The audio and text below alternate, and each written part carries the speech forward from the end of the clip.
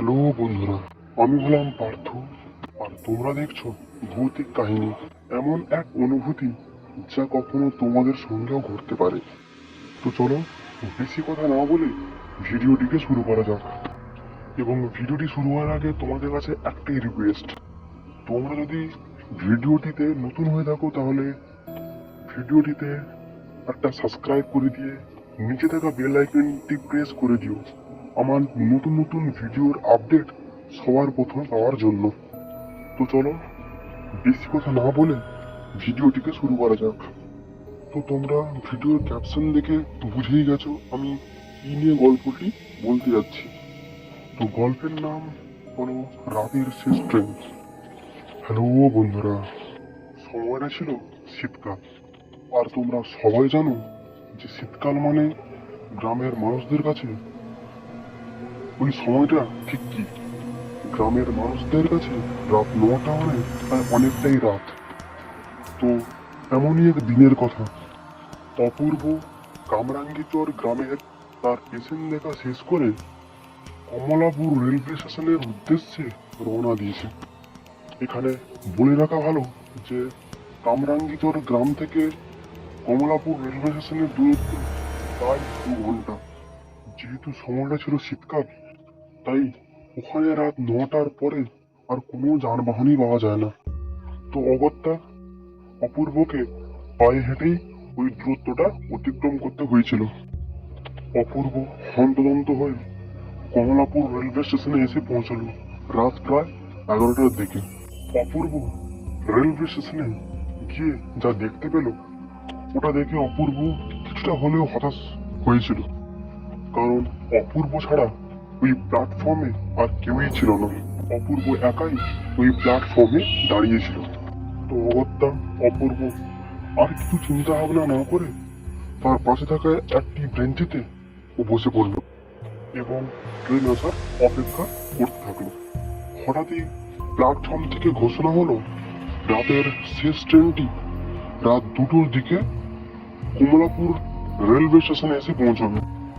অপূর্ব আরো একটু হতাশ হলো, কারণ ওকে 2 থেকে 3 ঘন্টা একাই ওই প্ল্যাটফর্মে থাকতে হবে।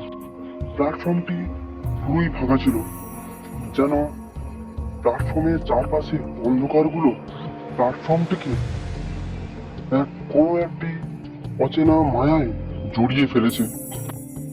অপূর্বর ভয়ও লাগছিল, কিন্তু সমস্ত ভয় সমস্ত চিন্তা ভাবনাকে ভুল প্রমাণিত করে রাত্রি 12টা 10-এর দিকে একটা ট্রেন এসে থামলো কমলাপুর রেলওয়ে স্টেশনে। অপূর্ব কিছুটা অবাক হলো যে আর একটু আগে ঘোষণা হয়েছিল যে রাতের শেষ ট্রেনটি রাত 2টোর দিকে কমলাপুর রেলওয়ে স্টেশনে এসে পৌঁছবে। কিন্তু অপূর্বর বাড়ি যাওয়ার তাড়না ও এত কিছু চিন্তা ভাবনা না করে উঠে পড়ল ওই ট্রেনটিতে। কিন্তু ট্রেনটিতে ওঠার পর অপূর্ব আরো একটু অবাক হলো, কারণ ট্রেনটিতে ও ছাড়া আর কেউই ছিল না। ট্রেনটি পুরোপুরি ছিল ফাঁকা। অপূর্ব এত কিছু চিন্তা ভাবনা না করে তার পছন্দের মতো একটি জানলার পাশের সিটে গিয়ে বসে পড়ল।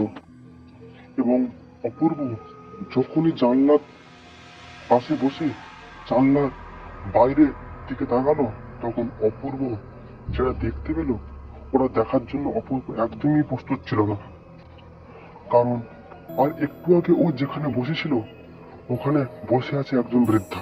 অপূর্ব অপূর্ব তখন কিছুটা অবাক হয়ে চিন্তা করলো যে আর কিছুক্ষণ আগে ওখানে কেউই ছিল না, হঠাৎ ওই বৃদ্ধাটা ওইখানে কি করে এলো। অপূর্ব সবকিছু কেমন যেন একটা অদ্ভুত লাগছিল। ও বুঝতেই পারছে না যে ওর সঙ্গে ঠিক কি হচ্ছে। তখন সেই বৃদ্ধাটি মাথা তুলে অপূর্বর দিকে তাকালো। তখন অপূর্ব দেখতে পেল ওই বৃদ্ধার চোখ অসম্ভব লাল এবং ওর দাঁতগুলো যেমন খাঁজ ভাঙার মতো। খুব ভয়ানক ওর মুখ। ওই বৃদ্ধার মুখ দেখার পর অপূর্ব আর ওই বৃদ্ধার দিকে তাকানোর সাহস পেল না। বৃদ্ধাটি কোনো এক অচেনা কারণে খুব জোরে ওরে হাসতে লাগলো। অপূর্ব ওর হাসির কারণে বুঝতে পারলো না। এসবের মাঝখানে ট্রেনটি তার নিজের গন্তব্যস্থলের জন্য রওনা দিল। ট্রেনটি কিছুক্ষণ চলার পর অপূর্ব তার চারপাশে যেন ঠান্ডা কিছু অনুভব করতে পারছে। অপূর্বর হঠাৎই খুব শীত করতে লাগলো। যেহেতু শীতকাল, তাই জন্য অপূর্ব নিজের সঙ্গে একটি চাদর এনেছিল এবং ও ওই চাদরটিকে ঘুরে ওই সিটের ওপর বসেছিল। কিন্তু হঠাৎ অপূর্ব লক্ষ্য করলো যে ওর সামনে একজন কেউ বসে রয়েছে, যেখানে কিছুক্ষণ আগে কেউই ছিল না। ও বুঝতেই পারছে না যে ওর সঙ্গে ঠিক কি হচ্ছে। তখন ওই বৃদ্ধা, এখন এই লোকটা। অপূর্ব ওই লোকটির দিকে তেমন ভাবে কোনো গুরুত্ব দিল না। এমন ভাবে কেটে গেল কয়েক মিনিট। তারপর অপূর্বের কোনো কিছু একটা অস্বাভাবিক মনে হলো। ও আর চুপ করে থাকতে পারলো না। ও তৎক্ষণাৎ ওই লোকটিকে বলল, আপনি কোথায় যাবেন? ওই লোকটি থেকে কোনো উত্তরও পেল না। অপূর্ব আবারও জিজ্ঞাসা করলো যে আপনি কোথায় উঠেছিলেন? ওই আমি তো আপনাকে দেখতে পাইনি। তারপরে ওই লোকটা থেকে কোনো উত্তরই অপূর্ব পেল না। অপূর্ব সবকিছু যেন এক অস্বাভাবিক মনে হচ্ছিল। তারপর অপূর্ব আর কিছু বলতে যাবে, ঠিক ওই সময় যা ঘটলো তার জন্য অপূর্ব একদম প্রস্তুত ছিল না। কারণ অপূর্ব যখন আর কিছু বলতে যাবে, তখন ওই লোকটি মুখ তুলে তাকালো অপূর্বর দিকে এবং অপূর্ব এটি দেখতে পেল। ওটা দেখার পর অপূর্বর বুকের ভেতর হৃৎপিণ্ড যেন মুখ দিয়ে বাইরে বেরিয়ে আসছিল।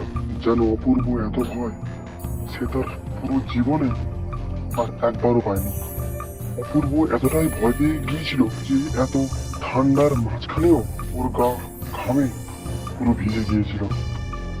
অপূর্ব দেখতে পেল ওই লোকটির কোনো মাথাই নেই।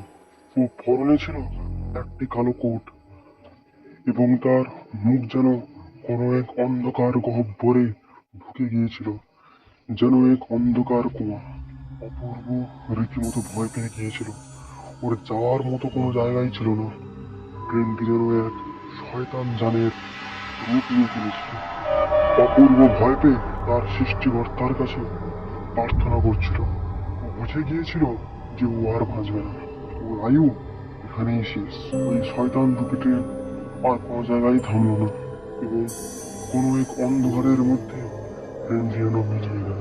তারপরের দিন সকালবেলা কমলাপুর রেলওয়ে স্টেশনে কিছুটা দূরে একটি ভাঙা বগি পড়ে থাকতে সবাই দেখতে পেল এবং ওই বগিটাকে ঘিরে অসংখ্য ভিড় করেছিল। ওখানে উপস্থিত ছিল ওখানকার স্থানীয় পুলিশ। তারা তদন্ত করে কোনো কিছুই খুঁজে পেল না। শুধু প্ল্যাটফর্মের নিচে পড়েছিল একটি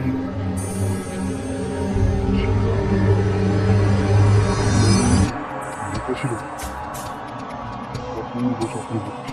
যেন ওই ট্রেনটি রাত্রিবেলা অপূর্বর জন্যই কমলাপুর হরিপুর রেলওয়ে স্টেশনে এসে পৌঁছেছিল তার সঙ্গে নিয়ে যাওয়ার জন্য। তো তোমরা যদি আরো ইন্টারেস্টিং গল্প শুনতে চাও, তাহলে অবশ্যই আমার এই চ্যানেলটি বেল আইকনটি প্রেস করে নিও। এবং অবশেষে সবাই ভালো থাকুন, সুস্থ থাকুন। দেখা হচ্ছে পরের ভিডিওতে।